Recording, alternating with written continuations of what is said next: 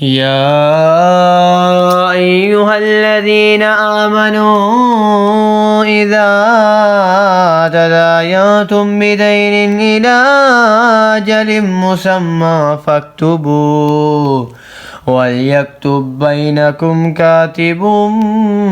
بالعدل ولا يأب كاتب أن يكتب كما علمه الله فليكتب وليملل الذي عليه الحق وليتق الله ربه ولا يبخس منه شيئا فإن كان الذي عليه الحق سفيها أو ضعيفا أو لا يستطيع أن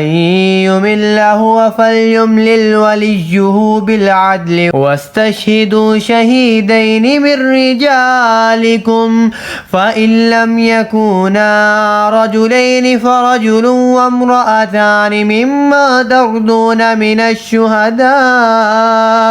الشهداء أعتدل إحداهما فتذكر إحداهما الأخرى ولا يأبى الشهداء إذا ما دعوا ولا تسأموا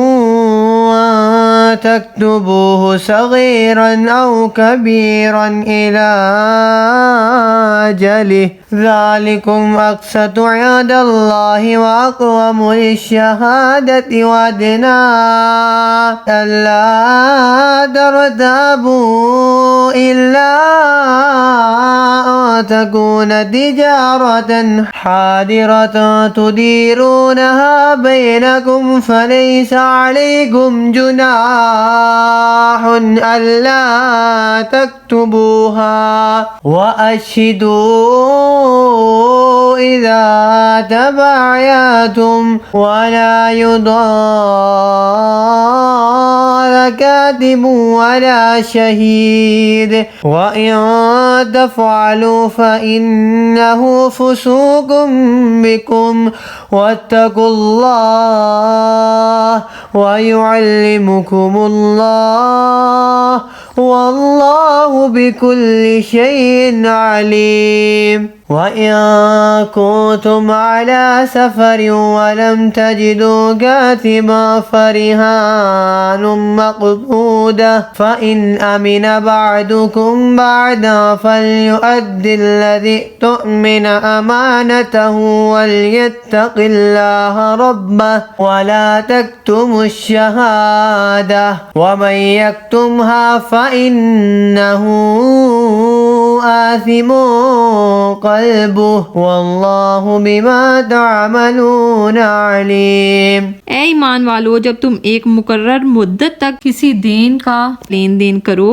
तो इसे लिख लो और चाहिए कि तुम्हारे दरमियान कोई लिखने वाला ठीक ठीक लिखे और लिखने वाला लिखने से इनकार ना करे जैसा कि इसे अल्लाह ने सिखाया है। तो इसे लिख देना चाहिए और जिस पर हक आता है वो लिखाता जाए और अल्लाह से डरे जो इसका रब है और हक में से कुछ रख ना छोड़े। फिर जिस पर हक आता है अगर बेअक्ल या नातवा हो या लिखा ना सके तो इसका वली इंसाफ से लिखाए और 2 गवाह कर लो अपने मर्दों में से। फिर अगर 2 मर्द ना हो तो 1 मर्द और 2 औरतें, ऐसे गवाह जिनको पसंद करो कि कहीं इनमें एक औरत भूले तो इस एक को दूसरी याद दिलावे। और गवाह जब बुलाए जाएं तो आने से इनकार ना करें और इसे भारी ना जानो कि दीन छोटा हो या बड़ा, इसकी मियाद तक लिखत कर लो। ये अल्लाह के नज़दीक ज़्यादा इंसाफ की बात है। इसमें गवाही खूब ठीक रहेगी